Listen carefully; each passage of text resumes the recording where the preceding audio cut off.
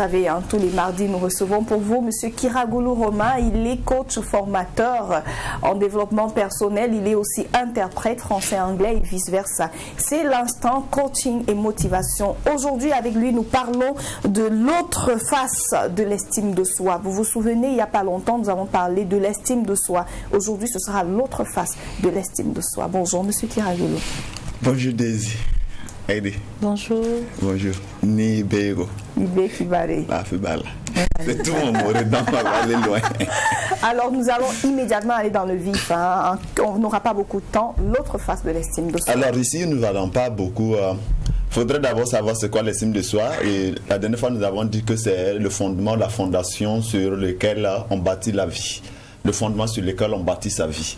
Parce que lorsque vous prenez un grand bâtiment à niveau, alors ce qui fait sa force, c'est la fondation. Alors la fondation égale à l'estime de soi pour un être humain. D'accord. Alors donc, si nous comprenons la définition de l'estime de soi à ce niveau, il n'y a absolument pas de problème.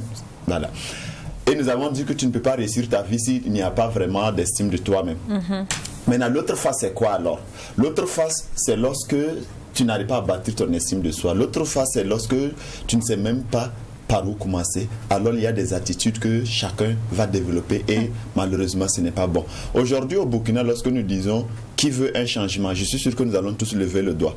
Mais lorsqu'on demande qui veut changer, alors je suis sûr que nous ne serons pas vraiment nombreux. Il n'y aura pas assez de personnes qui vont lever vraiment la main pour dire que je veux changer. Donc, voilà un peu le problème qui est là. On veut que les autres changent, mais on ne veut pas que nous-mêmes on change. Alors il y a un certain nombre d'éléments, lorsque nous allons finir, soit nous sur ce plateau, ou encore les gens qui nous suivent vont se rendre compte si vraiment ils font partie de cette catégorie de personnes, oui ou non. Vous savez, beaucoup de gens dans leur téléphone, c'est codé. Voilà, c'est codé, même jusqu'à la corbeille, c'est codé. Mais si quelqu'un arrive après votre téléphone, il met un code qui n'est pas le vrai, on va dire quoi? Code erroné. Donc il se trouve qu'il y a malheureusement des personnes aussi dans cette vie qui sont des personnes malheureusement erronées par des comportements. Parce que ces personnes-là rejettent toujours la responsabilité sur autrui. Que ce soit en entreprise, en famille ou chose, on rejette toujours la responsabilité sur autrui. Lorsque ça ne va pas, c'est à cause des autres. Ça, c'est une attitude de quelqu'un qui n'a pas vraiment, malheureusement, une bonne estime de lui-même.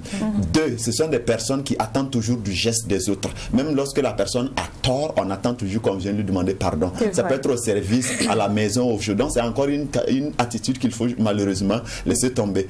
Il y a encore cette personne-là qui pense que le pardon est une faiblesse. Je pense que le grand frère en a déjà parlé, je n'ai pas la prétention de revenir là-dessus, mais ce que je peux ajouter, le pardon c'est une décision et jamais un sentiment. Parce que si tu veux toujours te sentir bien avant de pardonner l'autre, même jusqu'à ta mort, tu ne pourras jamais bien te sentir. Donc c'est une décision, prends la décision de laisser partir. Comme le temps ne nous permet pas. Et ensuite, donc à ce niveau aussi, il faut se dire que c'est un don qu'on fait à l'autre. Il y a aussi des gens qui pensent qu'on change les autres en les critiquant. Qui n'a jamais critiqué quelqu'un? On pense qu'on les change en les critiquant. Monsieur pense qu'on change son épouse en la critiquant tous les jours avec ses amis ou bien même devant la femme ou bien vice-versa. Ou bien au service, le patron pense qu'on peut changer les employés en passant le temps à les critiquer. Non, ça ne marchera jamais. Donc il y a un certain nombre d'éléments qu'il faut justement mettre en place pour pouvoir vraiment y arriver. On ne peut pas changer quelqu'un en passant le temps à critiquer. Et quels sont ces éléments qu'il faut mettre en place? C'est des éléments qu'il faut mettre en place. L'autre élément aussi phare qu'il faut vraiment savoir qu'on pense qu'en manipulant, en trompant les autres, on peut arriver à réussir. Qui n'a jamais trompé ou qui n'a jamais manipulé quelqu'un dans sa vie? C'est arrivé à tout le monde, je pense. Alors, donc, c'est des éléments, c'est des attitudes. Lorsqu'on continue à les pousser, tout simplement, cela veut dire que votre estime de soi n'est pas élevée. Et donc, ça cause un sérieux problème. C'est pourquoi nous l'appelons ce matin l'autre phase de l'estime de soi. Une fois que tu n'arrives pas à avoir vraiment à faire ce fondement, cette fondation-là, alors tu vas amener à faire un certain nombre de choses, malheureusement, qui ne sont pas ça. Donc, et comment y arriver, monsieur? Alors, comment y arriver, justement, comme nous l'avons dit la dernière fois, pour ne pas nous répéter, il faut d'abord se poser la question à savoir, mais qu'est-ce que je veux exactement?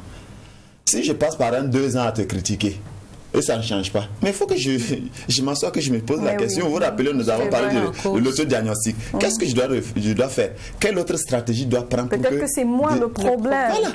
Donc, si tu passes le temps à critiquer les autres, si tu passes le temps toujours à attendre du geste des autres, si tu attends toujours, je jette toujours la responsabilité sur eux. Quand ça ne va pas, c'est les autres. Et quand ça va, je dis c'est moi. Non, je dois quand même m'asseoir pour se poser la question. Est-ce que vraiment le problème c'est Heidi? Est-ce que vraiment le problème c'est l'autre? Est-ce que c'est pas moi-même qui vraiment pose le problème.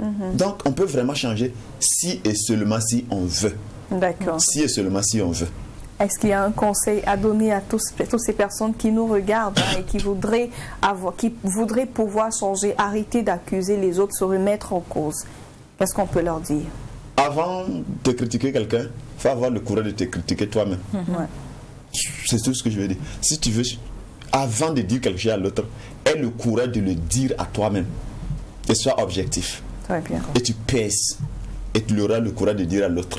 D'accord. Et peut-être que ça t'empêchera même de le dire à l'autre. Bien Parce sûr. qu'en réalité, tu te rendras compte que tu n'es pas mieux, peut-être même que tu es pire. Très bien ça, c'est en étant objectif. Très bien dit. En étant vraiment objectif. Avant de poser un acte, pose-toi à toi-même et tu verras s'il faut avancer ou s'il faut reculer. D'accord. Merci beaucoup, M. Kiragoulou. On n'a pas eu beaucoup de temps, mais je crois que vous avez su et vous êtes allé droit au but, comme on dit. Dieu merci. Numéro de téléphone pour vous. Alors, je réponds 76 84 85 86. 76 84 85 86. Eh bien, c'est pour toutes les personnes qui ont besoin d'être coachées. Hein. Vous avez besoin de coaching, certainement, personnellement, et aussi dans une entreprise. Si vous voulez faire des formations en ce qui concerne le développement personnel, vous savez, il est tellement vaste, le développement personnel.